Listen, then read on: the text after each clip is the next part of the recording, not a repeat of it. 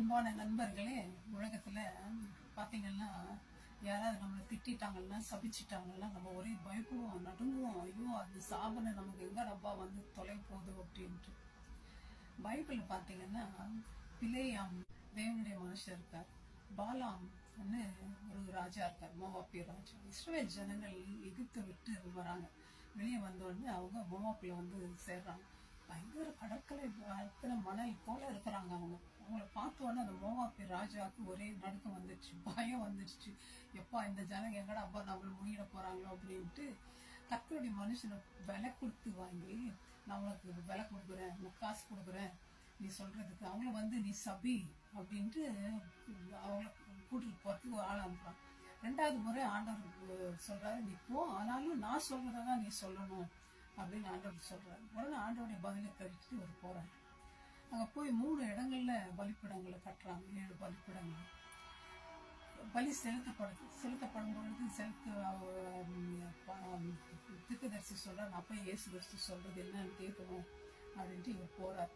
போய் கேட்டுட்டு வர்றாரு. கேட்டுட்டு வந்து அந்த ராஜாக்கு சொல்றாரு, இஸ்ரவேலை ஆசீர்வதிப்பதே தேவனுக்கு தெரியும்.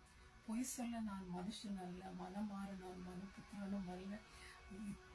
அப்போ போய் ஆசீர்வதி பண்ற சபத்துக்கு அவருக்கு இஷ்டம் கிடையாது. அப்போ அவரை ஆசீர்வதிக்கிறது பார்த்துட்டு அந்த ராஜா என்னன்றான், எப்பா நீ போதும், நான் சபைக்கு தான் கூப்பிட்டேன், என்ன கூப்பிட்டா ஆசீர்வச்சுனேங்கிறீ அப்படின்ட்டு திருப்பி இன்னொரு இடத்துக்கு கொண்டு போறாரு. இந்த மாதிரி 3 இடத்துல பார்த்தாலும் ஆண்டவர் இஸ்ரவேல் ஜனங்களை ஆசீர்வதிச்சுதான் ஆசீர்வதிக்கிறார். அதுவே என்ன கூட ஒரு மனிதன் என்ன பண்ணாரு, சபிக்கார், காரணமில்லாத சாபம். அப்போ நானும் பயந்தேன், என்ன இந்த மனுஷன் நம்ம நல்லதானே செஞ்சோம், இருந்தாலும் நம்மள சபிக்கிறாரு, எப்படி ஆண்டவர் அப்படின்னு கேட்கும்போது ஆண்டவர் பைபிள் இருக்கிற வார்த்தை மூலம் என்னை திடப்படுத்தினார். நீதிமொழிகள் 26:2, அடைக்கலான் குருவி அலைந்து போவது போலும், தகைவிலான் குருவி பறந்து போவது போலும், காரணமில்லாமல் இட்ட சாபம் தங்காது.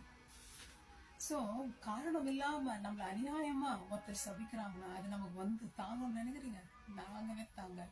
ஆண்டவர் என்னை ஆசீர்வதிக்க ஆரம்பித்தார். அதை நான் உங்களுக்கு சொல்றேன், பயப்படாதீங்க, கலங்காதீங்க, திகையாதீங்க. யாருன்னா உங்களுக்கு சபித்தா, நீங்க ஆண்டோட பிள்ளையா இருக்கும்போது, ஆண்டவர் மேல நம்பிக்கை வச்சிருக்கும் போது எந்த சாபமும் நம்ம கிட்ட வர முடியாது. ஏன்னா சாபங்கள், தொல்லைகள் எல்லாத்தையும் இயேசு கிறிஸ்து சிலுவையில அறிந்து போட்டார். ஆசீர்வதிப்பதே கர்த்தருக்கு தெரியும். நம்ம ஆசீர்வதிக்கத்தாங்க ஆண்டவருக்கு தெரியும். நம்ம கெட்டு போய் ஒன்றும் இல்லாம தொலைஞ்சு போறதுக்கு ஒன்றும் ஆண்டவர் இஷ்டம் இல்லைங்க. அதுக்காகத்தாங்க இந்த உலகத்துக்கு வந்தார். நம்ம தூக்கி விட, நம்ம ஏழ்மைங்கிறது நம்ம உயர்த்த, நம்புவோம் அவருடைய வார்த்தைகளை, ஆண்டவரை விசுவாசிப்போம். அவருடைய வார்த்தை ஆம் என்றும் ஆமேன் என்றும் இருக்கிறது. ஆண்டவர் ஆசீர்வதிப்போம். God bless you my friends. Amen. Thank you.